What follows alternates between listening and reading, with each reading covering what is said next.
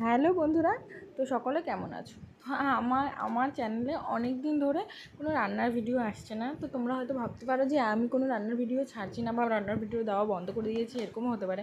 কিন্তু না, খালি সময়ের চাপে আমি রান্নার ভিডিওটা করে উঠতে পারছি না। দেখো, ঘরের রান্না তো সকলেরই করতে হয়, কিন্তু ভিডিও যে করব সেটার যে সময় হয়ে ওঠে না। তো আজকে একটা নতুন রকমের রেসিপি বানাতে চলেছি, তো ভাবলাম তোমাদের সাথে শেয়ার করা যাক। আর আজকে হাতে একটু সময়ও ছিল, তো তোমরা তোমরা দেখতেই পেলে আমি দুটো বাটিতে তেল মাখিয়ে, ওটা তোমাদের সাথে শেয়ার করা হয়নি, তেল মাখিয়ে নিয়েছি প্রথমে, তারপরে দুটো ডিম ফাটিয়ে দিয়েছি এবং একটা কড়াতে আমি গরম জলও করে নিয়েছি।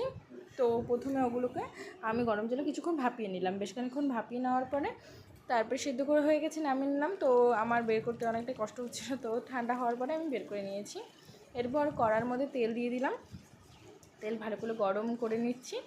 আর এদিকে আমি কড়ার মধ্যে কিন্তু হলুদটা দিয়ে নিলাম।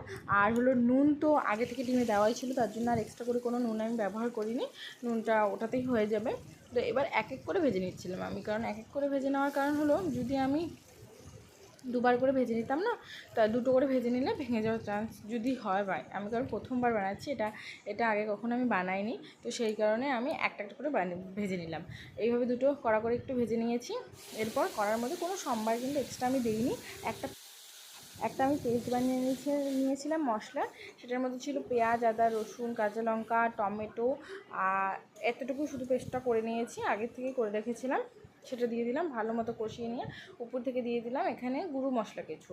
সেটার মধ্যে ছিল অল্প লঙ্কার গুঁড়ো, একটু জিরে গুঁড়ো, একটু ধনে গুঁড়ো, আর হলো হলুদ আর লবণ। ব্যাস, এটা দিয়ে খুব ভালো করে কিন্তু মশলাটা কষাতে হবে। মশলা আমি বেশ অনেকক্ষণ কষিয়েছি, কারণ মশলা না কষালে না আমার খেতে খুব একটা ভালো লাগে না।